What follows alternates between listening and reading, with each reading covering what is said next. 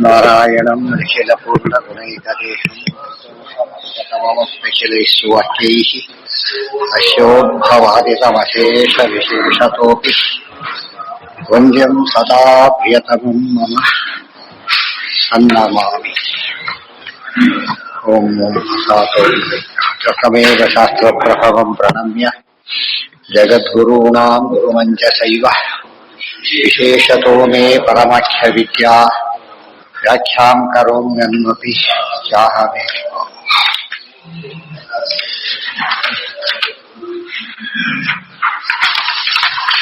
ಓಂ ಓಂ ಅಸಾಧೋರ್ಮ ಜಿಜ್ಞಾಸಾವೋ ಉತ್ಪತ್ತಿ ಅದು ಮುಗಿತು. ಅಲ್ಲಿಗೆ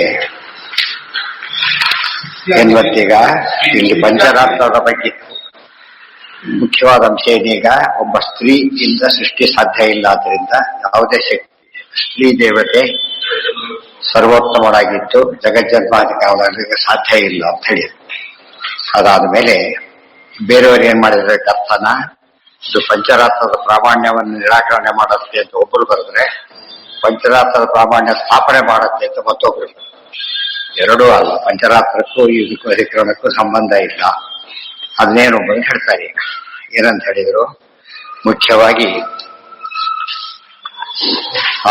ವರಾಹ ಪುರಾಣ ಮೊದಲಾದ ಉಲ್ಲೇಖ ಮಾಡಿಬಿಟ್ಟು ವೇದಗಳನ್ನು ಉಲ್ಲೇಖ ಮಾಡಿ, ಪಂಚರಾತ್ರದ ಪ್ರಾಮಾಣ್ಯದ ಬಗ್ಗೆ ಪ್ರಶ್ನೆನೇ ಇಲ್ಲ. ಪಂಚರಾತ್ರ, ಮಹಾಭಾರತ, ಮೂಲ ರಾಮಾಯಣ, 4 ವೇದಗಳು, ಸಪ್ತ ಮಹಾಶಾಸ್ತ್ರಗಳು. ಇದರಲ್ಲಿ ಯಾವ ಅಂಶವನ್ನು ಕೂಡ ಅಪ್ರಮಾಣ ಅಂತ ಕರೆಯುವಾಗಿಲ್ಲ ಅನ್ನೋದನ್ನು ಸ್ಪಷ್ಟ ಮಾಡುತ್ತಾರೆ. ಉಳಿದ ಕಡೆ ಬಂದಾಗ ಯಚ್ಚಾನುಕೂಲಮೇತಸ್ಯ ತಚ್ಚ ಶಾಸ್ತ್ರಂ ಪ್ರಕೀರ್ತಿತ. ಈಗ ಹೇಳಿದ್ದು ಡೈರೆಕ್ಟ್ ಹಾಗೆ ತಗೋಬೇಕು, ಸರಿಯಾಗಿ ಅರ್ಥ ಮಾಡ್ಕೊಂಡು. ಉಳಿದೆಲ್ಲ ಇದಕ್ಕೆ ಅನುಕೂಲವಾಗಿದ್ದರೆ ಒಪ್ಪಬೇಕು, ಇಲ್ದ ಹೋದ್ರೆ ಬಿಡಬೇಕು. ಇಲ್ಲ ಅರ್ಥ ಕೂಡಿಸ್ಬೇಕು, ಇಲ್ದ ಹೋದ್ರೆ ಬೇರೆಯವ್ರದಾದ್ರೆ ತ್ಯಾಗನೆ ಮಾಡಬೇಕು. ಅದನ್ನೆಲ್ಲ ಹೇಳಿದೆ. ಈಗ ಅದಕ್ಕೆ ಪಂಚರಾತ್ರಂಚ ವೇದಾಶ್ಚ ವಿದ್ಯಾ ಏಕೈವ ದ್ವಿಧಾಯೀಯತೆ. ಪಂಚರಾತ್ರ ಮತ್ತು ವೇದಗಳು ಅನ್ನೋದು ಒಂದೇ ವಿಷಯ, ಎರಡು ಒಂದು ಪೌರುಷೇಯ ಅಪೌರುಷೇಯ ಗುಂಪು ಸೇರುತ್ತೆ ಹೊರತು ಅದು ಬೇರೆ ಅಲ್ಲ. ಇತ್ಯಾದಿ ವೇದವಚನೈ ಪಂಚರಾತ್ರಂ ಅಪೋಜ್ಯತೆ. ಪಂಚರಾತ್ರವನ್ನ ತೆಗೆಯಲಿಕ್ಕೆ ಸಾಧ್ಯ ಇಲ್ಲ. ಕಥಮೇವ, ಹೇಗೆ ಸಾಧ್ಯ? ದೋಷ ಕ್ವ ಉತ್ಪತ್ತಿರ್ನೋ ಅತ ಇತ್ಯಪಿ. ಒಂದು ಪ್ರಶ್ನೆ, ಇದರಲ್ಲಿ ಒಂದು ದೋಷ ಇದೆ, ಅದಕ್ಕೋಸ್ಕರ ಅಪ್ರಮಾಣ ಅಂತ ಅವ್ರು ಹೇಳ್ತಾರೆ. ಏನು ದೋಷ ಇದೆ ಅಂದ್ರೆ, ಉತ್ಪತ್ತಿ ಅನಾದಿ ಕರ್ಮಣ ಬದ್ಧೋ ಜೀವ ಸಂಸಾರ ಮಂಡಲೆ ವಾಸುದೇವೇಚ್ಛೆಯ ನಿತ್ಯಂ ಭ್ರಮತೀತಿ ತದ್ವಚಃ.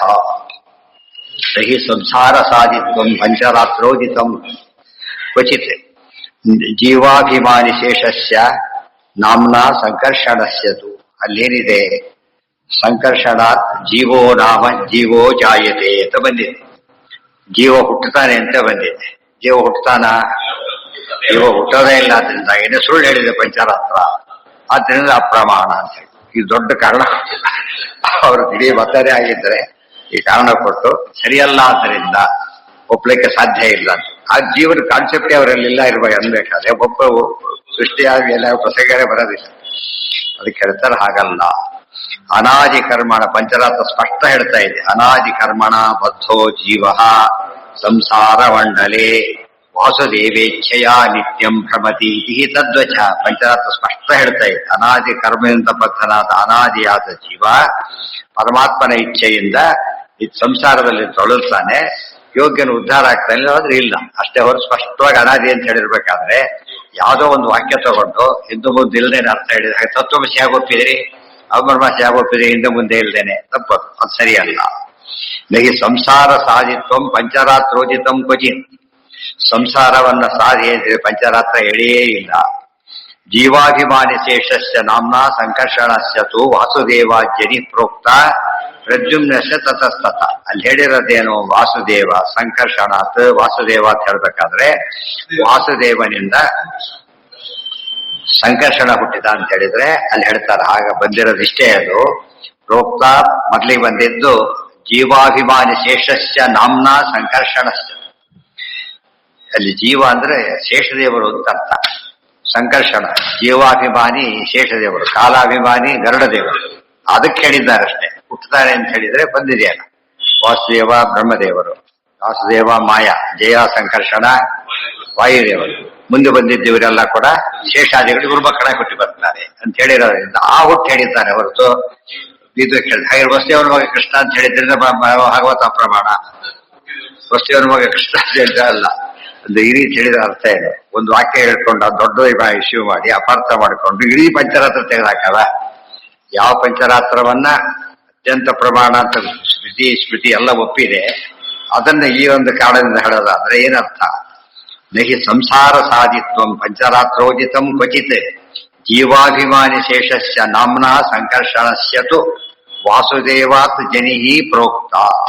ಸಂಕರ್ಷಣ ಸಂಕರ್ಷಣ ಅಂತ ಹೆಸರಿದೆ. ಆತ ಅವತಾರ ಮಾಡಿದ್ದಾನೆ, ಹುಟ್ಟಿದ್ದಾನೆ ಅಂತ ಅರ್ಥ. ಯಾರಾತ? ಪ್ರದ್ಯುಮ್ನ. ತತಃ ಅಲ್ಲಿಂದ ಪ್ರದ್ಯುಮ್ನ, ಎಲ್ಲಿಂದ? ತತಸ್ತತ ಬನೋ ಅಭಿಮಾನಿನಃ ಕಾಮಶೈವಂ ಸಾಕ್ಷಾತ್ ಹರಿ ಕ್ವಚಿತ್. ಆಮೇಲೆ ಪ್ರದ್ಯುಮ್ನ ಹುಟ್ಟುತ್ತಾನೆ ಸಂಕರ್ಷಣದಿಂದ ಅಂತ ಕೇಳಿದ್ರೆ ಪ್ರದ್ಯುಮ್ನ ನಾಮಕನಾದಂತ ಪರಮಾತ್ಮ ಅಭಿವ್ಯಕ್ತನಾಗ್ತಾನೆ. ಈ ಕಾಮ ಹುಟ್ಟುತ್ತಾನೆ. ಪ್ರದ್ಯುಮ್ನ ಕಾಮ. ಇಲ್ಲೂ ಕೂಡ ಹಾಗೆ ಹುಟ್ಟಿದ್ದಾನೆ. ಕೃಷ್ಣಾವತಾರದಲ್ಲೂ ಕೂಡ ಕೃಷ್ಣ ಹುಟ್ಟಿದ್ದಾನೆ. ಈ ಅರ್ಥನೇ ಹೊರತು ಬೇರೆ ಅಲ್ವೇ ಅಲ್ಲ. ಸಂಕರ್ಷಣಾದಿ ನಾಮ್ನೈವ ನಿತ್ಯಾಚಿಂತ್ಯೋರು ಶಕ್ತಿತಃ ವ್ಯೂಹ ಉಕ್ತೋ ಅನ್ಯಥಾ ಅನೂದ್ಯ ಕಥಂ ದುಷ್ಟತ್ವ ಮುಚ್ಯತೆ. ಆದ್ರಿಂದ ಸಂಕರ್ಷಣಾದಿ ನಾಮಗಳಿಂದ ಪರಮಾತ್ಮನನ್ನ ವಾಸುದೇವ, ಸಂಕರ್ಷಣ, ಪ್ರದ್ಯುಮ್ನ, ನಿರುದ್ಧ ಸಾಕ್ಷಾತ್ ರೂಪಗಳು. ಎಲ್ಲಿ ಸಂಕರ್ಷಣ ಹುಟ್ಟಿದ ಅಂತ ಹೇಳ್ತಾರೋ ಅದು ಸಂಕರ್ಷಣದ ಪ್ರಾದುರ್ಭಾವ, ಜೊತೆಗೆ ಶೇಷನ ಹುಟ್ಟರು. ಆಮೇಲೆ ಅಲ್ಲಿಂದ ಪ್ರದ್ಯುಮ್ನ ಹುಟ್ಟುತ್ತಾನೆ ಅಂತ ಕೇಳಿದ್ರೆ ಪ್ರದ್ಯುಮ್ನ ಅಂತ ಹೇಳಿದ್ರೆ ಪ್ರದ್ಯುಮ್ನ ರೂಪ. ಆಮೇಲೆ ಪ್ರದ್ಯುಮ್ನ ಅಂದ್ರೆ ಕಾಮ ಹುಟ್ಟುತ್ತಾನೆ ಅಂತ ಅರ್ಥ. ಕೊನೆಗೆ ಅನಿರುದ್ಧ. ಪ್ರದ್ಯುಮ್ನಾಗ ಅನಿರುದ್ಧ ಸ್ಪಷ್ಟವಾಗಿದೆ, ಯಾವ ಸಮಸ್ಯೆನೇ ಇಲ್ಲ. ಯತಿ ವಿದ್ಯಾ ಚತುರ್ವೇ ವ್ಯೂಹ ಏಕ ಒಂದು ವ್ಯೂಹ ಇದೆ. ವಾಸ್ತವ, ಸಂಕರ್ಷಣ, ಪ್ರದ್ಯುಮ್ನ ಮದೇನದು ಅನಿರುದ್ಧ ಚತುರ್ವ್ಯೂಹ ರೂಪ. ಚತುರ್ವ್ಯೂಹ ರೂಪ ಅದರಲ್ಲಿ ವಾಸುದೇವ, ರಾಮದೇವ, ಸಂಕರ್ಷಣ, ಆವಿಷ್ಟ, ಲಕ್ಷ್ಮಣ, ಆಮೇಲೆ ಭರತ, ಪ್ರದ್ಯುಮ್ನ, ಅನಿರುದ್ಧ, ಶತ್ರುಘ್ನ ಸ್ಪಷ್ಟ ಇರೋದ್ರಿಂದ ಅಲ್ಲಿ ಪರವಾದ ರೂಪಗಳ ಆವೇಶ ಅವರೊಳಗೆ. ಆ ಹೆಸರು ರೂಪಗಳ ಆವೇಶ. ಸಂಕರ್ಷಣಾದಿ ನಾಮ್ನೈವ ನಿತ್ಯ ಅಚಿಂತ್ಯ ಗುರುಶಕ್ತಿತಃ ವ್ಯೂಹ ವ್ಯೂಹ ಉಕ್ತೋ ಅನ್ಯಥಾ ಅನೂದ್ಯ ಕಥಂ ದುಷ್ಟತ್ವ ಮುಚ್ಯತೆ. ಅನ್ಯಥಾ ಅನೂದ್ಯ ತಪ್ಪಾಗಿ ಅನುವಾದ ಮಾಡಿಕೊಂಡು ಅರ್ಥ ಮಾಡಿದ್ದು ಹೇಳೋದಾರೆ ಎಷ್ಟು ತಪ್ಪದು. ಯದಿ ವಿದ್ಯಾ ಚತುರ್ವೇದ ಹಾಗಿದ್ರೆ ಪುರುಷ ಸೂಕ್ತ ಅಪ್ರಮಾಣ. ಯಾಕೆ? ಅವ್ರ ಪ್ರಕಾರ ಯಾಕೆ ಅಪ್ರಮಾಣ ಅಂದ್ರೆ ರುಚ ಸಾಮಾನಿ ಜಗ್ನಿರೆ ಎತ್ತಿದೆ, ಋಗ್ವೇದ ಎದುರಿದ ಹುಟ್ಟಿದೆ ಅಂತ ಹೇಳ್ತಾರೆ. ಅಂದಮೇಲೆ ಸುಳ್ಳು ತಪ್ಪು ಹೇಳಿದಾಗಾಯ್ತಲ್ಲ, ಅನಾದಿ ಅಂತ ಹೇಳಿದಿರಲ್ಲ. ಈ ರೀತಿ ಮಾಡಕ್ಕೆ ಹೊರಟ್ರೆ ಎಷ್ಟು ಸಿಲಿಯಾಗಿರುತ್ತೆ. ಅದು ಸಾಮಾನ್ಯವಾಗಿ ಕೆಲವು ವಿಷಯಗಳನ್ನ ಬೇರೆ ಗೊತ್ತಿಲ್ಲದೆ ಹೋದಾಗ ಅದನ್ನು ಬೇರೆ ರೀತಿಯಲ್ಲಿ ಅರ್ಥ ಮಾಡ್ಲಿಕ್ಕೆ ಸಾಧ್ಯ ಇಲ್ಲ ಅಂತ ಹೇಳ್ಬೇಕು, ತಮಗೆ ಗೊತ್ತಿಲ್ಲ ಅಂತ ಹೇಳ್ಬೇಕು ಅಂತ ಏನ್ ಹೇಳ್ಬಾರ್ದು. ಈ ಗೀತೆ ಎಲ್ಲ ಬೈತಿರೋದು ಹಾಗೇನೆ. ಇವತ್ತೆಲ್ಲ ಗೀತೆಯನ್ನು ಯಾಕೆ ಬೈತಾರೆ? ಅರ್ಥ ಆಗಿಲ್ಲ, ಹಿಂದಿಲ್ಲ ಮುಂದಿಲ್ಲ, ಬೈಯೋದು. ಹಾಗೆ ಮಾಡಬಾರದು. ಯದಿ ಅದಕ್ಕೆ ಹೇಳ್ತಾರೆ, ಇದೆಲ್ಲ ಅರ್ಥ ಮಾಡೋದು ಸುಲಭ ಅಲ್ಲ ಅಂತ ಕೋಟ್ ಮಾಡ್ತಾರೆ. ಯದಿ ವಿದ್ಯಾ ಚತುರ್ವೇದಾನ್ ಇತಿ ಇತಿವತ್ ವೇದ ಪೂರಣಂ ಪಂಚರಾತ್ರಾದಿತಿ ಕುತೋ ದ್ವೇಷ ಚಾಂಡಿಲ್ಯ ವರ್ತನೆ. ಇದು ಸರಿಯಲ್ಲ. ಯದಿ ವಿದ್ಯಾ ಚತುರ್ವೇದಾನ್ ಸಾಂಗೋಪನಿಷದಾನ್ ದ್ವಿಜ ಗೊತ್ತಾಯ್ತ. ನಚೇತ್ ಪುರಾಣಂ ಸಂವಿದ್ಯಾ ನೈವ ಸಸ್ಯಾದ್ ವಿಚಕ್ಷಣ ಅಂತ ವಾಕ್ಯ. ಎಷ್ಟು ವೇದಾಭ್ಯಾಸ ಬೇಕಾದ್ರೂ ಮಾಡಿ, ಪುರಾಣದ ಜ್ಞಾನ ಯಾರಿಗಿಲ್ಲೋ ಅವರು ವಿದ್ವಾಂಸರೇ ಅಲ್ಲ ಅಂತ ಹೇಳ್ತಾರೆ. ಪುರಾಣ ಹೇಳಿದ್ರೆ ವಿದ್ವಾಂಸರಲ್ಲ ಅಂತ ಗೊತ್ತಾಯ್ತಾ? ಉಲ್ಟಾ ಪಟ್ಟ. ಪುರಾಣ ಭಾಳ ಕಷ್ಟ ಅಂತ ಅರ್ಥ. ಯಾಕೆಂದ್ರೆ ಪುರಾಣದ ಸಹಾಯ ಇಲ್ಲದೆ ವೇದವನ್ನು ಇತಿಹಾಸ ಪುರಾಣಾಭ್ಯಾಂ ವೇದಂ ಸಮುಪರುನ್ನಯ. ಇತಿಹಾಸ ಪುರಾಣಗಳ ಜೊತೆ ಇಟ್ಕೊಂಡೇ ವೇದ ಓದಬೇಕು ಹೊರತು ಹಾಗೆ ಓದಬಾರದು ಅಂತ ಹೇಳಿದ್ದಾರೆ. ಆದ್ರಿಂದ ಇದು ಈ ರೀತಿ ಮಾಡಿದ್ದಕ್ಕೆ ಅಂತ ಅಪಾರ್ಥ ಬರುತ್ತಷ್ಟೇ. ಪಂಚರಾತ್ರಾದಿತಿ ಕುತೋ ಶ್ರೇಷ್ಠ. ಪಂಚರಾತ್ರಿ ಯಾವ್ದ್ರಲ್ಲಿ ಸೇರುತ್ತೆ? ಯಾವ್ದ್ರಲ್ಲಿ? ಇತಿಹಾಸದಲ್ಲಿ ಸೇರುತ್ತೆ. ಪಂಚರಾತ್ರ ಇತಿಹಾಸ, ಭಾಗವತ ಆಗಲಿ ಪುರಾಣಗಳು ಎರಡನ್ನೂ ಓದಬೇಕು. ಉಳಿದವರು ಎರಡನ್ನು ಬಿಟ್ಟಿದ್ರಿಂದ ವೇದಾರ್ಥ ಆಗೋ ಸಾಧ್ಯತೆನೇ ಇಲ್ಲ. ಇದು ಇಟ್ಕೊಂಡೆ ವೇದ ಓದಬೇಕು ಅಂತ ಹೇಳಿದ ಮೇಲೆ ಕಣ್ಣು ತೆಗೆದು ನೋಡಿದ್ರೆ ಯಾಕೆ ಕಾಣಿಸುತ್ತೆ ಅಂತ ಹೇಳ್ತೀವೋ ಹಾಗೆ. ಬ್ಯಾಕ್ಟೀರಿಯಾಕ್ಕೆ ಮೈಕ್ರೋಸ್ಕೋಪ್ ಬೇಕು ಅಂತ ಹೇಳಿದ್ರೆ ತೆಗೆದ್ರೆ ಕಾಣಿಸೋದಿಲ್ಲ ಅಂತ ಅರ್ಥ. ಬ್ಯಾಕ್ಟೀರಿಯಾ ಇರೋದು ಹೌದು, ನಮ್ಮ ಕಣ್ಣಿರೋದು ಹೌದು, ತೋರ್ಸಕ್ಕೊಂದೇನು ಮಾಧ್ಯಮ ಬೇಕು. ಇತಿಹಾಸ ಪುರಾಣಗಳು ಆ ಕೆಲಸ ಮಾಡೋದ್ರಿಂದ ಇತಿಹಾಸ ಪುರಾಣಗಳ ಪರಿಜ್ಞಾನ ಇಲ್ಲದೆ ಯಾರು ವೇದಗಳನ್ನು ಓದ್ತಾರೋ ಅವರು ಅರ್ಥ ಆಗೋದಿಲ್ಲ, ಅಪಾರ್ಥ ಮಾಡ್ಕೊತಾರೆ. ಎರಡೆರಡಿದೆ. ಯದಿ ವಿದ್ಯಾ ಚತುರ್ವೇದ ನಿತಿ ಇವತ್ತೆಲ್ಲ ಟ್ರಾಫಿಕ್ ರೂಲ್ಸ್ ಇರ್ತಾರೆ, ಹೀಗೆ ಹಾಕಿರ್ತಾರೆ. ಅದು ಅರ್ಥ ಗೊತ್ತಿಲ್ಲದ ಹೋದ್ರೆ ದೊಡ್ಡ ಅಪಘಾತ ಮಾಡ್ಕೊಂಡ್ಬಿಡ್ತಾರೆ. ಏನು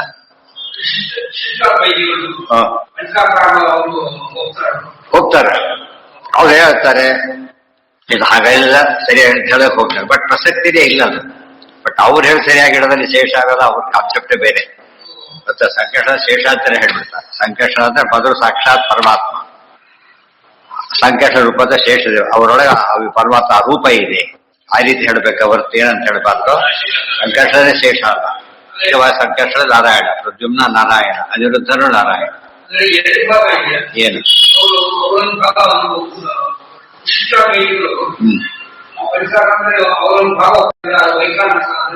ಒಪ್ತಾರೆ. ಹೇಳಿದ್ದೇನು ಪಂಚರಾತ್ರಿ ಇಡೀ ಪ್ರಮಾಣ ಅಂತ ಹೇಳಿದ ಮೇಲೆ ಯಾವ ಭಾಗನೂ ಒಪ್ಪೋದು ಬಿಡುತ್ತೆ, ಪೂರ್ತಿ ಒಪ್ಪಬೇಕು, ಬಿಡೋದು ಪ್ರಶ್ನೆನೇ ಇಲ್ಲ. ತುಳಸಿಯಲ್ಲಿ ಯಾವ ಭಾಗ ತೆಗಿಬೇಕು ಅಂದ್ರೆ ಹಾಗೆ ತುಳಸಿ ಏನದು ಪರಮ ಪವಿತ್ರವಾದ್ರಿಂದ ಯಾವ ಭಾಗ ತೆಗಿಬೇಕು, ಅದೇನು ಅದು ಹೆಸರು ಪವಿತ್ರ. ಸುತ್ತಮುತ್ತ ತುಳಸಿ ಹೋದ್ರೆ ತುಳಸಿ ಸುತ್ತ ಮಣ್ಣಿರುತ್ತಲ್ಲ, ಅದನ್ನ ಪೂಜೆ ಮಾಡಿ ಅಂತ ಹೇಳ್ತಾರೆ.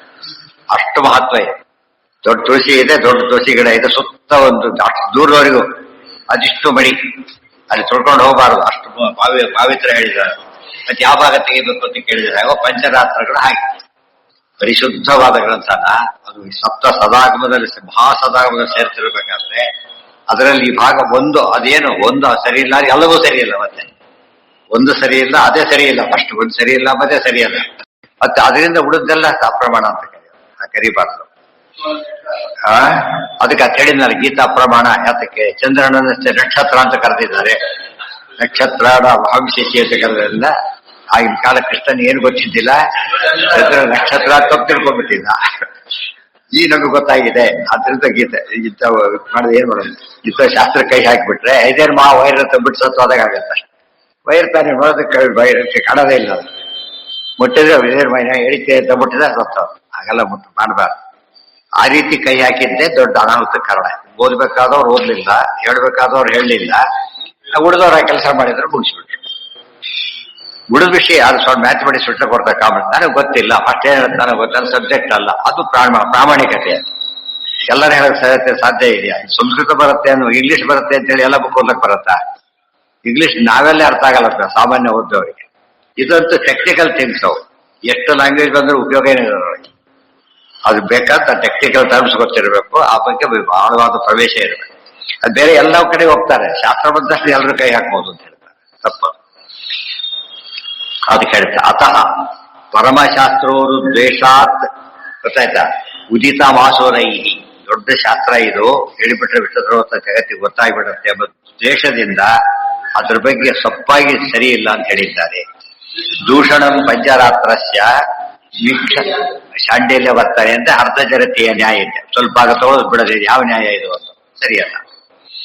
ದೂಷಣಂ ಪಂಚರಾತ್ರಸ್ಯ ವೀಕ್ಷಾಯಾಮಪಿ ನಕ್ಷಮಂ ಹೇಳ್ತಾರೆ. ಪಂಚರಾತ್ರ ದೂಷಣ ಮಾಡೋದಕ್ಕೆ ಯೋಚನೆ ಕೂಡ ಮಾಡಬಾರ್ದು, ಅಷ್ಟು ದೊಡ್ಡ ಗ್ರಂಥ. ವಾಸುರೈ ದೂಷಣಂ ಪಂಚರಾತ್ರಸ್ಯ ವೀಕ್ಷಾಯಾಮಪಿ ನಕ್ಷಮಂ ಅಥೋ ಅಶೇಷ ಜಗದ್ಧಾತ ನಿರ್ದೋಷ ಗುರುಗುಣಾರ್ಣವ ನಾರಾಯಣ ಶ್ರುತಿಗಣ ತಾತ್ಪರ್ಯಾತ್ ಅವಸೀಯತೆ. ಎಲ್ಲಾ ದೃಷ್ಟಿಯಿಂದ ಏನೇನು ಈಗ ಎಲ್ಲಾ ಸಮಯಗಳನ್ನು ನಿರಾಕರಣೆ ಮಾಹಿತಿ, ಆಮೇಲೆ ಬೇರೆ ಈ ಮತಗಳನ್ನು ನಿರಾಕರಣೆ ಮಾಡಿ. ಸೊ ಮೊದಲು ತೀರ್ಮಾನ ಏನ್ ಮಾಡಿದ್ದೆ, ಈಗ ಸಮನ್ವಯ ಅಧ್ಯಾಯದಲ್ಲಿ ಸರ್ವಶಬ್ದವಾಚ್ಯತ್ವ ದೇವರಿಗೆ ಹೇಳಿ, ಸರ್ವಶಬ್ದ ಗುಣವಾಚಕ ಅಂತ ಹೇಳಿ, ಗುಣಪೂರ್ಣ ಅಂತ ಹೇಳಿ, ದೋಷದೂರ ಅಂತೇನು ಹೇಳಿದ್ರಲ್ಲ ಅದು ಸರಿಯಾಗಿದೆ, ಅದಕ್ಕೆ ವಿರೋಧ ಯಾವುದೂ ಇಲ್ಲ. ಅಥೋ ಅಶೇಷ ಜಗದ್ಧಾತ, ಧಾತ ಧಾರಣ ಪೋಷಣಕರ್ತ ಸೃಷ್ಟಿಕರ್ತ, ನಿರ್ದೋಷ ಉರುಗುಣಾರ್ಣವ, ನಿರ್ದೋಷನು ಉರು ಅಂದ್ರೆ ಶ್ರೇಷ್ಠ ಗುಣಗಳು, ಬರೀ ಗುಣ ಎಂಬುದು ಅನಂತಾನಂತ ಕಲ್ಯಾಣ ಗುಣಗಣ ಪರಿಪೂರ್ಣ ಅಂತವೆಲ್ಲ ಹಾಗೆ ಉತ್ತಮವಾದ ಗುಣಗಳಿಂದ ಪರಮಾತ್ಮ ಸಮುದ್ರನಾಗಿದ್ದಾನೆ. ಅದಕ್ಕೆ ನಾರಾಯಣಾಯ ಪರಿಪೂರ್ಣ ಗುಣಾರ್ಣವಾಯ. ನಾರಾಯಣ ಶ್ರುತಿಗಣ ತಾತ್ಪರ್ಯಾದ ಅವಸೀಯತೆ, ಎಲ್ಲ ಶ್ರುತಿಗಳ ಗುಂಪಿನ ಮಹಾ ತಾತ್ಪರ್ಯ ಎಂಬುದಾಗಿ ಅವಸೀಯತೆ ಏನಾಗುತ್ತೆ, ಮಹಾ ತಾತ್ಪರ್ಯದ ಸಿದ್ಧವಾಗುತ್ತೆ. ದೊಡ್ಡ ವಿರೋಧಾಧ್ಯಾಯದ ಸಾರ ಇದೆ. ಅಂಧತಮ ಪ್ರವಿಶಂತಿ ಏತು ಅವಿದ್ಯಾಮುಪಾಸತೆ ತಥೋ ಭೂಯ ಇವ ಯಾಂತಿ ಏತಸ್ಯ ನೈವ ನಿಂದಕಾ ತಥೋ ವಿದ್ಯಾಪವಿದ್ಯಾಂಚ ಯೋಜಾನಾದ್ಯುಭಯಂ ಸಹ ದೋಷಜ್ಞಾನಾತ್ ಇತ್ಯೇಷ ವಿದ್ಯೆಯ ಅಮೃತಮಶ್ಯತೆ. ಈಗ ಒಂದು ಪ್ರಶ್ನೆ ಬಂತು, ನಮ್ಮಲ್ಲಿ ವಿರುದ್ಧ ಆರೋಪ ಮಾಡೋರಿರ್ತಾರೆ, ನಿಮ್ ಸಿದ್ಧಾಂತ ಹೇಳ್ಕೊಂಡು ಬೇರೆ ಸಿದ್ಧ ಯಾಕೆ ಬೈತೀರಿ ನೀವೀಗ? ಅವ್ರಿಗೆ ಸರಿ ನೀವು ಸರಿ ಯಾಕೆ ಹೇಳಬಾರ್ದು ಅಂತ ಪ್ರಶ್ನೆ. ಇದು ಎಲ್ಲ ಕಡೆ ಒಪ್ಕೊಂಡ್ರೆ ಗತಿ ಏನಾಗುತ್ತೆ? ಸಹಿಸ್ತೇನೆ ಬೈಯೋದೇ ಬೈಯೋಗೈತೆ, ತಪ್ಪು ಅಂತ ಹೇಳೋದಿಲ್ಲ. ಅದನ್ನ ನೋವೆಲ್ ಪ್ರೈಸ್ ತೆಗೆದು ಹಾಕ್ತಾರ, ತಪ್ಪು ಅಂತ ಆದ್ಮೇಲೆ ತೆಗೆದು ಬಿಡದೆ. ಅರ್ಥ ಆಯ್ತಾ? ಇವ್ರು ನೀವು ಮಾತಿಟ್ಕೊಂಡ್ರೆ ತಪ್ಪು ಅಂತ ಯಾರನ್ನ ಹೇಳಲೇಬಾರ್ದು ಅಂತ, ತಪ್ಪು ಅಂತ ಯಾರನ್ನ ಕರಿಬಾರ್ದು. ಮತ್ತೆ ಒಂದೇ ಕರೆಯೋದಿಲ್ಲ ನಾವು, ಎಲ್ಲ ಒಂದೇ ಒಮ್ಮತ ಇದ್ರೆ ಕರಿಲಕ್ಕೆ ಹೋಗೋದೇ. ಒಮ್ಮತ ಇಲ್ಲ, ಹೋಗ್ಲಿ, ಬರೀ ಡಿಫರೆನ್ಸ್ ಅಲ್ಲ, ಆಪೋಸಿಟ್ ಎರಡು. ದೇವರಿಲ್ಲ, ದೇವರಿದ್ದಾನೆ, ಏನು ಇವು? ಸರಿ ಸರ್, ಸಮನ್ವಯ ಮಾಡಕ್ಕಾಗತ್ತಾ? ದೇವರು ಗುಣಪೂರ್ಣ, ದೇವ್ರ ನಿರ್ಗುಣ, ಸಮನ್ವಯ ಮಾಡಕ್ಕಾಗತ್ತಾ? ಪ್ರತ್ಯೇಕ ಜಗತ್ತು ಸುಳ್ಳು ಸಮನ್ವಯ ಮಾಡ್ತೀರಾ? ಸಾಧ್ಯ ಇಲ್ಲ. ಅದರಿಂದ ನಾವೇನ್ ಹೇಳಿದ್ದೀಗ, ಇಲ್ಲಿ ಪೂರ ಹೆಸರು ವೇದವ್ಯಾಸ ಹೇಳಿ ಈ ರೀತಿ ಹೇಳೋದು ತಪ್ಪು ಅಂತ ಹೇಳಿದ್ರು. ನಿಮ್ಗಟ್ಟೆ ಅಂದ್ರೆ 35 ನೋಡಿ ಬಂದು ಫೇರ್ ಅಂತ ಕೇಳಿದ್ರೆ ನನ್ನ ಬೈತಾರ ಸಾಲ 35 ತಗೊಂಡಿದ್ದಾರೆ ಅಂತ ಗ್ಯಾರಂಟಿ ಆಯ್ತು. ಯಾಕೆ ತಗೊಂಡ್ರಿ? ಹೆಸರು ಹೇಳಿಲ್ಲ. ಇದು ಹೆಸರು ಹೇಳದೇ ಇರೋದಕ್ಕೆ ಕಾರಣ ಏನಂದ್ರೆ, ಬೇರೆ ಕಡೆ ಇಲ್ಲಿ ಯಾಕೆ ಹೇಳೋದಿಲ್ಲ ಅಂದ್ರೆ ಆಬ್ಜೆಕ್ಟಿವ್ ಆಗಿ ನೋಡಿ. ಗೊತ್ತಾಯ್ತು? ಬೇರೆ ಇತ್ತು ನೋಡ್ಲಕ್ಕೆ ಹೋಗ್ಬೇಡಿ. ಯಾರು ಹೇಳಿದ್ದಾರೆ? ಯಾರು ಹೇಳ್ತಾರೆ ಏಕಾಶಿ ಊಟ ಮಾಡಬಹುದು? ಯಾರು ಹೇಳಿದ್ದಾರೆ? ಊಟ ಮಾಡ್ಬೋದು, ವಿಚಾರ ಮಾಡಿ ಫಸ್ಟ್. ಯಾರು ಹೇಳಿದ್ರು ಆಮೇಲೆ. ಹೇಳಿದ್ದು ಮಾಡ್ಲೇಬೇಕು ಅಂಬದು ಎಷ್ಟು ಪ್ರಮಾಣವಾಗಿ ಇದಕ್ಕಿಲ್ಲ, ಅದರಿಂದ ತಪ್ಪು. ಯಾರೇ ಹೇಳಿದ್ರು ತಪ್ಪು. ಯಾರು ಹೇಳಿದ್ರು ಗೊತ್ತಾ ಅಂತಾರೆ, ಯಾರೇ ಹೇಳಿರ್ಲಿ ತಪ್ಪು. ಇದು ಭಾರಿ ತಿಳಿದವ್ರು ಹೇಳಿದ್ರೆ ಅರ್ಥ ಬೇರೆ ಇರುತ್ತೆ, ನಿಮ್ಗೆ ಗೊತ್ತಿಲ್ಲ ಹೇಳಿದ್ದಾರೆ. ಇದನ್ನ ಮಾಡ್ಬೇಕೆ ಹೊರತು ಅದೆಲ್ಲ ನಮ್ಮ ಪದ್ಧತಿ ಏನಂದ್ರೆ, ಇವತ್ತು ವ್ಯಕ್ತಿಗಳನ್ನ ನೋಡಿ ಮಾತಾಡೋ ಅಭ್ಯಾಸ ನಮ್ಮಲ್ಲಿ ಬಂದಿದೆ, ಬರಬಾರದು. ಆ ಇಬ್ಬರ ಬಗ್ಗೆ ಮಾತ್ರ ಮಾತಾಡ್ಬೋದು. ದೇವರು ಹೇಳಿದ್ದಾರೆ, ವಾಯುದೇವರು ಹೇಳಿದ್ದಾರೆ, ಮತ್ತೇನು ಕೇಳಬಾರ್ದು. ಸುಪ್ರೀಂ ಕೋರ್ಟ್ ಜಡ್ಜ್ಮೆಂಟ್ ಅಂದ್ರೆ ಮತ್ತೆ ವ್ಯಕ್ತಿ ಆಚಾರಲ್ಲ. ಗೊತ್ತಾಯ್ತಾ? ಉಳಿದವ್ರು ಯಾರೇ ಹೇಳಿದ್ರು ಕೂಡ ಏನ್ ಮಾಡ್ಬೇಕು, ಅದಕ್ಕೆ ಸರಿಯಾಗಿ ಅರ್ಥ ಕೂಡಿಸಿ ಹೇಳಬೇಕೆ ಹೊರತು ಅಪಾತತ ಅರ್ಥವನ್ನು ತಿಳ್ಕೊಡೋದಕ್ಕೆ ಹೋಗಬಾರ್ದು ಅಂತ ಹೇಳ್ತಾರೆ. ಇದು ಉತ್ತರ ಏನು ಅಂದ್ರೆ, ಅಂಧಂತವ ಯಾರು ಅವಿದ್ಯೆಯನ್ನು ಖಂಡನೆ ಮಾಡೋದಿಲ್ಲ, ಅಂದ್ರೆ ತಪ್ಪನ್ನು ಯಾರು ಖಂಡನೆ ಮಾಡೋದಿಲ್ಲ, ಸರಿ ಅಷ್ಟೇ ತಿಳ್ಕೊಂಡಿರ್ತಾರೆ. ಅವ್ರೇನವರು ತಪ್ಪು ತಿಳ್ಕೊಂಡು ಅಂಧಂತಮಸ್ಗೆ ಹೋಗ್ತಾರಲ್ಲ, ಅದಕ್ಕಿಂತ ದೊಡ್ಡ ಅಂಧಂತಮಸ್ಗೆ ಹೋಗ್ತಾರೆ ಅಂತ ಹೇಳ್ತಾರೆ. ಅನ್ಯಾಯ ದೊಡ್ಡ ಅನ್ಯಾಯ ಅಂತ ಅರ್ಥ ಇದೆ. ಇದು ಹಾಗೇನೆ ನಮ್ಮಲ್ಲಿ ತಪ್ಪಾಡೋನು ಎಷ್ಟು ಅಪರಾಧಿ ಆಗ್ತಾನೋ, ತಪ್ಪನ್ನ ತಪ್ಪು ಅಂತ ಹೇಳಿ ಅದಕ್ಕೆ ದೊಡ್ಡ ಅಪರಾಧಿ ಆಗ್ತಾನೆ. ಮಕ್ಕಳಿಗೆ ಏನು ಗೊತ್ತಿರುತ್ತೆ? ಅವ್ರು ಹೇಳೋದು ಯಾರ ಕೆಲಸ? ಅದಕ್ಕೆ ಮಕ್ಕಳು ತಪ್ಪಾಡಿದ ತಕ್ಷಣ ಪೇರೆಂಟ್ಸ್ ಹೇಳಿ ಕಳಿಸ್ತಾರೆ ಸ್ಕೂಲಲ್ಲಿ. ಗೊತ್ತಾಯ್ತಾ? ಅವರು MSc ಹೋದ್ರೆ ಹೇಳಿ ಕಳಿಸೋದಿಲ್ಲ. ಯಾರಿಗೆ ಹೇಳಿ ಕಳಿಸ್ತಾರೆ? ಅಲ್ಲಿವರೆಗೂ ಮೆಚ್ಯೂರಿಟಿ ಇರೋದಿಲ್ಲ, ಅದರಿಂದ ಹೇಳಿ ಕಳಿಸ್ತಾರೆ. ಸರಿಯಾಗಿ ಅರ್ಥ ಮಾಡ್ಕೊಂಡ್ರೆ ನಮ್ಮ ತಪ್ಪು ನಡೆದಿರೋದು ಎಲ್ಲಿ ಗೊತ್ತಾ? ಈಗ ಈ ಲೆವೆಲಲ್ಲೇ ತಪ್ಪಾಗಿರೋದು. 13 ವರ್ಷ ಟೈಮ್ ಕೊಟ್ಟೆ, ಅದು 13 14ಕ್ಕೆ ಬಂತದ್ದು. 14ನೇ ವರ್ಷ ಆಗ್ತಾ ಹೋಗ್ಬೇಕು. ಅಲ್ಲಿವರೆಗೂ ತಂದೆ ತಾಯಿಗಳ ಜವಾಬ್ದಾರಿ ಇದೆ. ಅಲ್ಲಿವರೆಗೆ ಕೇರಸ ಬಿಟ್ಟು ಬಿಡ್ತಾರೆ. ಆಮೇಲೆ ತಿದ್ದಕ್ಕೆ ಬರೋ ಸಾಧ್ಯ ಇಲ್ಲ. ತಿದ್ದೋದಕ್ಕೆ ಇವ್ರು ನಮಗೆ ಗೊತ್ತು, ಇವ್ರ ತಂದೆ ಬಿಟ್ಟಿರ್ತಾರೆ, ಅವ್ರ ತಂದೆ ಬಿಟ್ಟಿರ್ತಾನೆ. ಹೀಗಾಗಿ ಯಾಕೆ ಬಂದೋಗ್ಬಿಟ್ಟೆ? ಅದಾಗಬಾರ್ದು. ಆ ದೃಷ್ಟಿಯಿಂದ ಪರಂಪರೆ ಅಂದ್ರೆ ಇವತ್ತು ಮಕ್ಕಳನ್ನ ಪಡೆಯೋದಷ್ಟೇ ಪರಂಪರೆ ಅಲ್ಲ, ಜ್ಞಾನನೂ ಕೊಡೋದು ಪರಂಪರೆ. ಮೇಷ್ಟ್ರ ಸುಮ್ಮನೆ ಓಡಾಡ್ತಿದ್ರಲ್ಲ, ಪಾಠ ಮಾಡ್ಬೇಕು ಅವ್ರು. ಮೇಷ್ಟ್ರಿ ಕೆಲಸ ಹೇಗೆ ಕಾಲೇಜ್ ಸ್ಕೂಲಲ್ಲಿ ಇದೆಯೋ ಹಾಗೆ ಮನೆಯಲ್ಲಿ ತಂದೆ ತಾಯಿಗಳ ಕೆಲಸ ಇದೆ. ಅದಕ್ಕೆ ಮಾತೃಭಾಷೆ ಅಂತ ಕರೆದಿದ್ದು. ಮಾತೃಭಾಷೆ ಶಬ್ದಕ್ಕೆ ಒಂದರ್ಥ ಏನು ಗೊತ್ತಾ? ಎಲ್ಲ ಗೊತ್ತಿರೋ ಅರ್ಥ. ಇನ್ನೊಂದು ಅರ್ಥ ಅಂದ್ರೆ ತಾಯಿ ಕಲಿಸಿದ ಭಾಷೆ. ಭಾಷೆ ಅಂದ್ರೆ ಸ್ಟೈಲ್ ಕೂಡ ಬರುತ್ತೆ, ಪರಿಭಾಷೆ ಕೂಡ. ಹುಟ್ಟಿತ ಮಾತಾಡಿದ್ರೆ ಅವ್ರ ತಾಯಿ ಹಾಗೆ ಮಾತಾಡ್ತಿರ್ಬೇಕು ಅಂತ ಅರ್ಥ. ಅದೇ ಕೂಡ ಬಂದುಬಿಟ್ಟಿದೆ ಅಂತ ಅರ್ಥ. ಯಾರು ಎರಡು ಮಾತನ್ನು ತಿಳಿದಿರ್ಬೇಕು. ಸಂಸ್ಕಾರ ಎಲ್ಲಿ ಸರಿ ಇಲ್ಲಿ ಸರಿ ಮಾಡ್ಬೇಕು. ಅವಾಗ ಅಲ್ಲಿ ರಿಪೇರಿ ಮಾಡದೆ ಬಿಟ್ಬಿಡೋದು, ಆಮೇಲೆ ಶುರು ಮಾಡೋದು. ಸಾಧ್ಯ ಆಗ ಸರಿ ಕೇಳೋದಿಲ್ಲ, ಯಾಕೆ ಕೇಳ್ತಾನೆ? ಮುಗಿದೋಗಿದೆ ಕತೆ. ಇದನ್ನ ಸರಿಯಾಗಿ ಅರ್ಥ ಮಾಡ್ಕೊಂಡ್ರೆ ಇವತ್ತು ಯಾರೇ ಸಾಮಾನ್ಯರು ಕೂಡ ಹೇಳ್ತಾರೆ, ಮುಂದೆ ಹೋಗಿ ಎಡಕ್ಕೆ ಹೋಗಬೇಡಿ, ಬಲಕ್ಕೆ ಹೋಗಬೇಡಿ, ಸೀದಾ ಹೋಗಿ ಅಂತ ಹೇಳ್ತಾರೆ. ಅದನ್ನ ಹೇಳಿ ಸುಮ್ಮನೆ ಸೀದಾ ಹೋಗಿ ಅಂತ ಹೇಳಲಾರ್ದ? ಅವ್ರಿಗೆ ಹೇಳಿದ ಜವಾಬ್ದಾರಿ ಕೊಡ್ಬೇಕಾದ್ರೆ ತಪ್ಪನ್ನ ತಪ್ಪು ಅಂತ ಹೇಳಿದ್ಮೇಲೆ ಅಷ್ಟೇ ಸರಿ ಸರಿ ಅಂತ ಕನ್ಫರ್ಮ್ ಆಗುತ್ತೆ. ಇವರಿಗೆ ಕನ್ಫರ್ಮ್ ಆಗಿಲ್ಲ ಅಂತ ಅರ್ಥ. ಆದ್ರೆ ಒಂದೇ ವ್ಯಕ್ತಿಗಳನ್ನ ಬೈಬೇಡಿ. ಯಾಕೆ ವ್ಯಕ್ತಿಗಳನ್ನ ಪ್ರಮಾಣ ಅಂತ ಕೆರಳಕ್ಕೆ ಬರೋದಿಲ್ವೋ, ವ್ಯಕ್ತಿ ಮೇಲಕ್ಕೆ ಹೋಗ್ಬೇಡಿ. ಅವ್ರು ತಪ್ಪು ಹೇಳಿದ್ರು ಕೂಡ ವ್ಯವಸ್ಥೆ ಬೇರೆ ಇದೆ. ನೀವು ಕಳ್ತನ ಬೈ, ಕಳ್ಳ ಅಂತ ಯಾರು ಕರೆಯಾಗಿಲ್ಲ. ಅವ್ರು ಡಾಕ್ಯುಮೆಂಟ್ಗಳು ಕಳ್ತನ ತಪ್ಪು ಅಂತ ಹೇಳೋದಕ್ಕೆ ಕಳ್ಳನ ಕೇಳಬೇಕಾ ನಾವು? ಹೇಳ್ಬೇಕಾಗಿಲ್ಲ. ಅಂದ್ರೆ ಎರಡಿದೆ. ಒಂದು ಪೂರ್ತಿ ಬಿಟ್ಟಿದ್ದು ಒಂದು ತಪ್ಪಾದ್ರೆ ಹೆಸರು ಹೇಳಿದ ತಪ್ಪಾಯ್ತು. ಅದರಿಂದ ಏನಾಯ್ತು? ಹೆಸರು ಕೆಲಸಕ್ಕೆ ಯಾತಕ್ಕೆ ಹೇಳ್ತಾರೆ ಅಂದ್ರೆ ಯಾರು ಹೇಳೇ ಇಲ್ಲ ಅಂತ ಅನ್ಬಾರ್ದು. ನೀವೇ ಸುಳ್ಳು ಹೇಳ್ತಿದ್ದೀರಿ, ಇಂಥವ್ರು ಹೇಳಿದ್ದಾರೆ, ಬೈಲಕ್ಕೆ ಹೋಗ್ಬಾರ್ದು. ಎಲ್ಲ ಕಾಂಪಿಟೆನ್ಸ್ ಇದ್ದವ್ರು ಬೈಬೇಕು, ಉಳಿದವ್ರು ಬೈಯಾಗಿಲ್ಲ. ಅದನ್ನ ಬಿಟ್ಟಿದ್ದರಿಂದ ಏನಾಯ್ತು ಅಂದ್ರೆ ಕೊನೆಗೆ ನಮ್ಮವರೇ ಬೈತಾರೆ ಕೊನೆಗೆ. ಯಾಕೆ ಹಾಗೆಲ್ಲ ತುಂಬಿದೆ? ಬೈಯೋದಲ್ಲ, ವಿಮರ್ಶೆ ಮಾಡೋದು. ವಿಮರ್ಶೆ ಬೇರೆ, ಬೈಯೋದು ಬೇರೆ. ಜಿಜ್ಞಾಸೆ ಶಬ್ದಕ್ಕೆ ಅರ್ಥ ಅದು. ಜಿಜ್ಞಾಸೆ ಅಂದ್ರೆ ಏನು? ಸರಿ ತಪ್ಪುಗಳನ್ನ ವಿಶ್ಲೇಷಣೆ ಮಾಡಿ ತೀರ್ಮಾನ ಮಾಡ್ಕೊಳ್ಳೋದು. ಬರೀ ಸರಿ ಇದ್ರೆ ವಿಶ್ಲೇಷಣೆ ಮಾಡೋದೇನು ಬಂತದ್ದು? ಗೊತ್ತಾಯ್ತಾ?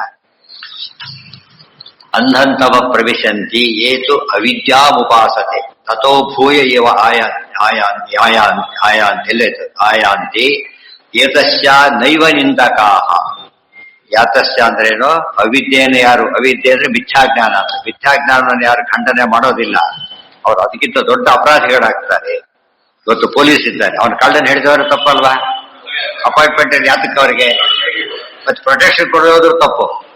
ಕಳ್ಳ ಬಂದಿದ್ದಾನೆ ಬನ್ನಿ ಅಂತ ಕರೆ ಅವ್ರು ಬರ್ಲಕ್ಕೆ ಸಾಧ್ಯ ಇಲ್ಲ, ಅದಕ್ಕೆಲ್ಲ ಸಾಧ್ಯ ಇಲ್ಲ. ಬರಬೇಕು, ಪ್ರೊಟೆಕ್ಷನ್ಗೂ ಬರಬೇಕು, ಮತ್ತೆ ಕಳ್ಳರು ಓಡಿಸೋಕ್ಕೂ ಬರಬೇಕು. ಅಂದ್ರೆ ರಕ್ಷಣೆ ಮತ್ತು ಶಿಕ್ಷೆ ಎರಡು ಅವ್ರ ಕೈಲಿ. ಇವತ್ತೆಲ್ಲ ವಿದ್ವಾಂಸರ ಕೆಲಸ, ಉಳಿದವ್ರ ಕೈಲಿ ಬಯಸಬಾರ್ದು, ಮಕ್ಕಳ ಕೈಲಿ ಬಯಸ್ಬಿಡ್ತಾರೆ ಕೆಲವರೆಲ್ಲ. ಬಯಸ್ಬಾರ್ದು, ಹಾಗಲ್ಲ. ಕಾಂಪಿಟೆನ್ಸ್ ಇದ್ದ ಮಾತಾಡ್ಬೇಕೆ ಹೊರತು ಅದನ್ನೊಂದು ಇದು ಮಾಡ್ಕೊಂಡು ರೇಗಿಸ್ಲಕ್ಕೆ ಹೋಗ್ಬಾರ್ದು. ರೇಗಿಸಿದ್ರೆ ಪ್ರತಿ ರೇಗೇ ಇರ್ತಾನೆ. ವ್ಯಕ್ತಿ ಪ್ರಧಾನವಾಗಿ ಮಾತಾಡೋದನ್ನ ನಿಲ್ಲಿಸ್ಬಿಡೋದು.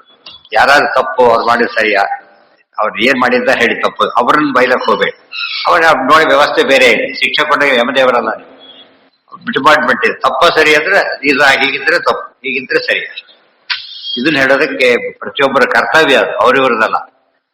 ಎಲ್ಲರೂ ಸುಧಾ ಓದ್ಬೇಕಾಗಿಲ್ಲ. ಅದಕ್ಕೆ ತಮ್ಮ ಲೆವೆಲ್ಲಲ್ಲಿ ಮಾತಾಡಕ್ ಬರೋದು, ತಮ್ಮ ಲೆವೆಲ್ಲಲ್ಲಿ ತಪ್ಪು ಸರಿ ಅಂತ ಹೇಳಕ್ ಬರೋದು. ಸಂಧಾನೆ ಮಾಡಲೇಬೇಕು, ಶಾಸ್ತ್ರ ಗೊತ್ತಿ ಮಾಡೋದನ್ನ. ನೀವು ಸುಧಾ ಓದಿ ಹೇಳ್ತೀರಾ ಅಂತ ಕೇಳ್ಬಾರ್ದು, ಬಿಡೋದು ತಪ್ಪು ಅಂತ ಹೇಳ್ಬೋದು. ಆಯಾ ಲೆವೆಲ್ ಪ್ರತಿಯೊಬ್ಬರು ತಮ್ಮ ಲೆವೆಲ್ಲಲ್ಲೇ ಸರಿ ಮಾಡ್ಕೊಂಡ್ರೆ, ಪ್ರತಿ ಸಬ್ಜೆಕ್ಟ್ ಅಲ್ಲೂ ಸರಿ ಮಾಡ್ಕೊಂಡ್ರೆ ಜ್ಞಾನ ಏನಾಗುತ್ತೆ? ಸುರಕ್ಷಿತವಾಗಿ ಉಳಿಯುತ್ತೆ. ತಥೋ ವಿದ್ಯಾಂ ಅವಿದ್ಯಾಂಚ ಯೋ ಜಾನಾತಿ ಉಭಯಂ ಸಹ. ಅದು ವಿದ್ಯೆ ಅವಿದ್ಯೆ ಎರಡೂ ಗೊತ್ತಿರಬೇಕು ಅಂದ್ರೆ ಪೂರ್ವಪಕ್ಷ ಸಿದ್ಧಾಂತ ಎರಡೂ ಗೊತ್ತಿರಬೇಕು ಅಂತ ಅರ್ಥ. ಪೂರ್ವಪಕ್ಷ ಗೊತ್ತಿಲ್ಲ ಅವ್ರು ಏನ್ ಮಾಡಕ್ ಬರೋದಿಲ್ಲ, ಅವರಿಗೆ ಖಂಡನೆ ಮಾಡಕ್ಕೆ ಬರೋದಿಲ್ಲ. ಫಸ್ಟ್ ಏನ್ ತಪ್ಪು, ಇದು ಸರಿಯೋ ತಪ್ಪು ಅಂದ್ರೆ ಏನ್ ಹೇಳಿದ್ದಾನೆ ಫಸ್ಟ್ ಹೇಳಿ ಅಂತ ಕೇಳು. ಇದು ಸರಿಯೋ ತಪ್ಪು ಹೇಳು, ಯಾವ್ದು ಹೇಳು ಫಸ್ಟ್, ಆಮೇಲೆ ಹೇಳ್ತೀವಿ ಅಂತ ಹೇಳಿ. ತಥೋ ವಿದ್ಯಾ. ಅದಕ್ಕೆ ರಾಯರು, ವಿಜೇಂದ್ರ ಸ್ವಾಮಿಗಳು ಮೊದಲಾದವರೆಲ್ಲ ಕೆಲವು ಗ್ರಂಥ ಬರೀತಾರೆ. ರಾಯರ ಪುಸ್ತಕ ಒಂದು ರಾಮಾನುಜ ರೀತ್ಯ ಸೂತ್ರಾರ್ಥ ಅಂತ ಬರ್ತದೆ. ಅರ್ಥ ಆಯ್ತಾ? ರಾಮಾನುಜ ರೀತ್ಯ ಸೂತ್ರಾರ್ಥ. ಅದನ್ನ ಯಾಕೆ ಬರಿಬೇಕಾಗಿತ್ತು ಅವರು ಅಂತ ಕೇಳಿದ್ರೆ, ಅವ್ರ ಮತ ವಿಮರ್ಶೆ ಮಾಡ, ಅವ್ರ ಮತ ಗೊತ್ತಿರ್ಬೇಕಲ್ಲ. ಅಷ್ಟು ಪುಸ್ತಕ ತಿಳ್ಕೊಳಕ್ ನಿಮ್ಗೆ ಆಗೋದಿಲ್ಲ, ಸಂಗ್ರಹ ಮಾಡಿ ಕೊಟ್ಟಿದ್ದೇವೆ. ಅದನ್ನ ನೋಡಿ ಗೊತ್ತಾಗತ್ತೆ. ಆ ವಿಚಾರ ತಗೊಂಡು ಮಾತಾಡಿ ಅಂತ. ಅದು ಬಿಟ್ಬಿಟ್ಟು ಸುಮ್ಮನೆ ಶಾಂಪಲ್ ತೋರಿಸಿದ ಆ ರೀತಿ ಬರೆಯೋ ಮೂಲಕವಾಗಿ ಅದರ್ಥ ಏನ್ ಇವರು ಶ್ರೀವೈಷ್ಣವರಂತ ಬರೆದು ಬಿಟ್ರಲ್ಲ, ಈಗ ಹಾಗೆ ದೊಡ್ಡ ಗಲಾಟೆ ಮಾಡಕ್ ಹೋಗಬೇಡಿ, ಪೂರ್ವಪಟ್ಟ ಅನುವಾದ ಹೇಗಿರುತ್ತೆ ಅಂತ ತಿಳ್ಕೊಳ್ಳಿ. ಪಾಠ ಸಂಗ್ರಹ ಬರೋದು. ಅದು ಮೀಮಾಂಸಕರು ಏನ್ ಹೇಳ್ತಾರೆ ಅಂತೇಳಿ ಒಪ್ಪಿ ಬರೋದಿದ್ದಲ್ಲ. ಅದು ಮೀಮಾಂಸಕರು ಹೀಗೆ ಹೇಳ್ತಾರೆ, ಅದನ್ನ ತಿಳ್ಕೊಂಡು ಅವ್ರನ್ನ ವಿಮರ್ಶೆ ಮಾಡ್ಬೇಕೆ ಹೊರತು ಹಿಡಿದೇ ವಿಮರ್ಶೆ ಮಾಡಬೇಡಿ. ಬರೀ ಕೇಸ್ ಹಾಕಿದ ತಕ್ಷಣ ಶಿಕ್ಷೆ ಕೊಟ್ಬಿಡೋದಿಲ್ಲ. ಕರೀತಿ ಎಲ್ಲ ಕರೆದು ಇಬ್ಬರು ಮಾತನ್ನು ಕೇಳಿ ತೀರ್ಮಾನ ಮಾಡ್ತಾರೆ ಹೊರತು ಒಬ್ರು ಕೊಟ್ಟ ಅಂತ ತಕ್ಷಣ ಏನ್ ಮಾಡಕ್ಕಾಗತ್ತಾ? ಸಾಧ್ಯ. ತಥೋ ವಿದ್ಯಾಮವಿದ್ಯಾಂಚ ಯೋ ಜಾನಾತಿ ಉಭಯಂ ಸಹ ದೋಷಜ್ಞಾನ. ಸಹ ಅಂದ್ರೆ ಈ ಸಹ ಜೊತೆ ತಗೋಬೇಕು ಅಂತ ಅರ್ಥ. ದೋಷಜ್ಞಾನಾತ್ ಅತೀತ್ಯೈತಾಂ ವಿದ್ಯೆಯ ಅಮೃತಮಶ್ಚಿತಿ. ಆದ್ರಿಂದ ದೋಷಜ್ಞಾನಕ್ಕೂ ಫಲ ಹೇಳ್ತಾರೆ. ನಮಗೆ ಎರಡಿದೆ, ಒಂದು ಸುಖ ಬೇಕು, ದುಃಖ ಹೋಗ್ಬೇಕು, ಎರಡಿದೆ ತಾನೆ. ತತ್ವಜ್ಞಾನ ತಿಳ್ಕೊಳ್ಳೋದ್ರಿಂದ ಸುಖ ಆಗುತ್ತೆ, ವಿಚಾರ ಖಂಡನೆ ಮಾಡಿದ್ರೆ ದುಃಖ ಹೋಗುತ್ತೆ ಅಂತ ಹೇಳಿ.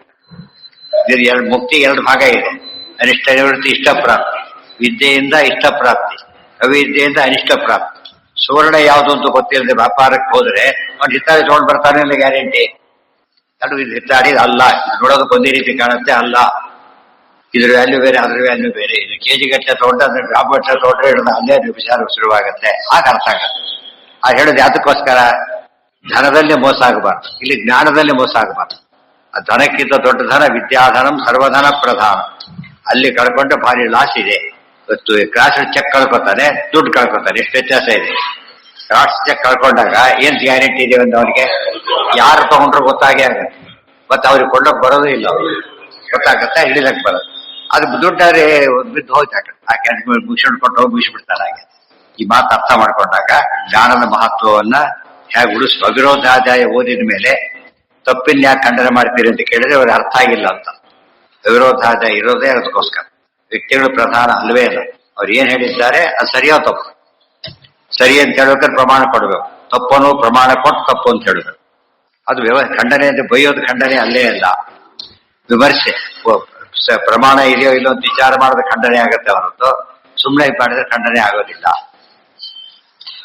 ತಥೋ ಇತಿ ಶ್ರೀಮದಾನಂದ ತೀರ್ಥ ಭಗವತ್ಪಾದಾಚಾರ್ಯ ವಿರಚಿತೆ ಶ್ರೀಮದ್ ಬ್ರಹ್ಮಸೂತ್ರಾನುವ್ಯಾಖ್ಯಾನೆ ದ್ವಿತೀಯಾಧ್ಯಾಯಸ್ಯ ದ್ವಿತೀಯ ಪಾದ. ಅಲ್ಲಿಗೆ ಪಾದ ಮುಗಿಯುತ್ತೆ, ಮೂರನೇ ಪಾದ.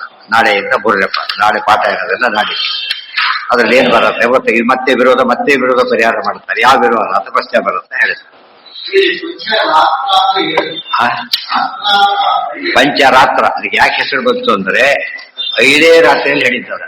5 ಪಂಚರಾತ್ರಗಳಲ್ಲಿ ಹೇಳಿದ ಗ್ರಂಥ ಅದು ಪಂಚರಾತ್ರ. ಕೇಳಿದವರೆಲ್ಲ ಯಾರು? ಸಪ್ತ ಋಷಿಗಳು ಹೇಳಿದ್ದು ನಾರಾಯಣ ರೂಪದಿಂದ. ಅದಕ್ಕೆ ಚಿತ್ರಶಿಖಂಡಿಕಾ ಶಾಸ್ತ್ರ ಇನ್ನೊಂದು ಹೆಸರು ಅದಕ್ಕೆ. ಚಿತ್ರಶಿಖಂಡಿ ಶಾಸ್ತ್ರ, ಚಿತ್ರಶಿಖಂಡಿಕಾ ಶಾಸ್ತ್ರ. ಶಿಖಂಡಿ ಯಾಕೆ ಬಂದಂತ ಹೇಳಬಾರ್ದು. ಶಿಖೆ ಅಂದ್ರೆ ಜುಟ್ಟು, ಜಟೆ. ಚಿತ್ರವಾದ ಜಟೆ ಬಿಟ್ಟಂತ ಸಪ್ತ ಋಷಿಗಳು ಹೇಳಿದ್ದು, ನಾರಾಯಣ ಹೇಳಿದ್ದು 5 ದಿವಸದಲ್ಲೇ ಹೇಳಿ. 5 ದಿವಸದೊಳಗೆ ಎಷ್ಟು ಶತಕೋಟಿ ಶ್ಲೋಕಗಳು. ಹೇಳೋರು ಹೇಗಿರ್ಬೇಕು, ಎಷ್ಟು ತಿಳ್ಕೊಂಡಿರ್ಬೋದು. ಒಳಗೆ ಕೂತು ಬ್ರಹ್ಮದೇವರು ಕೇಳ್ಬೇಕು. ಅವೆಲ್ಲ ತಿಳ್ಕೊಂಡ್ರೆ ಅದು ಬೇರೆ. ರಾತ್ರಿ ಪಂಚಪಾತ್ರ ಅಂತ ಕರೆಯೋದಿಲ್ಲ. ಪಂಚಪಾತ್ರ ಅಂದ್ರೆ ಏನು? 5 ಪಾತ್ರೆಗಳು. 5 ಪಾತ್ರೆಗಳ ತಾನೆ. ಪಂಚಪಾತ್ರೆ ತಗೊಂಡ್ ಬಾ ಅಂತ ಹೇಳಿದ್ರೆ 5 ಪಾತ್ರೆ ತಗೊಂಡ್ಬನ್ನಿ ಅಲ್ಲ, 5 ಇರುತ್ತಲ್ಲ ಅದನ್ನ ತಗೊಂಡ್ ಬನ್ನಿ ಅಂತ. 5 ಪಾತ್ರೆಗಳು 5 ಪಾತ್ರೆ ಒಂದೇ ಇದರಲ್ಲಿದ್ರೆ ಅದು ಪಂಚಪಾತ್ರ. 5 ರಾತ್ರಿ ಇದು 5 ಕೂಡ ಒಂದೇ 5 ರಾತ್ರಿಯಲ್ಲೇ ಬರೆದಿದ್ದರಿಂದ ಅದಕ್ಕೆ ಹೆಸರು ಬಂತು. ಯಾಕೆ ಹೆಸರು ಬಂತು ಅಂದ್ರೆ ಇಷ್ಟು ದೊಡ್ಡ ಗ್ರಂಥ ಇರ್ಬೇಕು, ಯೋಚನೆ ಮಾಡಿ. ಆಯ್ತು, ವ್ಯಾಖ್ಯಾನ ಬರೆಸಿದ್ರು.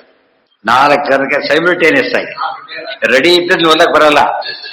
ಮತ್ತೆ ಬೆಳಗ್ಗೆ ಈಗ ಹೇಳೋಕ್ಕಾಗ ಬೇಲಿತೆ ಹೊತ್ತು ಹೋಗಿರೋದು ಅದ್ ಬಗ್ಗೆ ಇದ್ದೆ ಅವ್ರಿಗೆ ಕೇಳಿಸ್ಬಾರ್ದು, ಡಿಸ್ಟರ್ಬೆನ್ಸ್ ಆಗುತ್ತೆ ಅವ್ರಿಗೆ ಮಾತ್ರ ಕೇಳಿಸ್ಬೇಕು. ಅರ್ಥ ಆಯ್ತು? ಕಿವಿ ಹೇಗೆ ನಾವು ಹಾಕೊಂಡಾಗ ಅವ್ರಿಗೆ ಮಾತ್ರ ಕೇಳಿಸೋದಿಲ್ಲ, ಎಷ್ಟು ಹಾಕೊಂಡಾಗ ಆ ತರ ಮಾಡ್ತಾರೆ.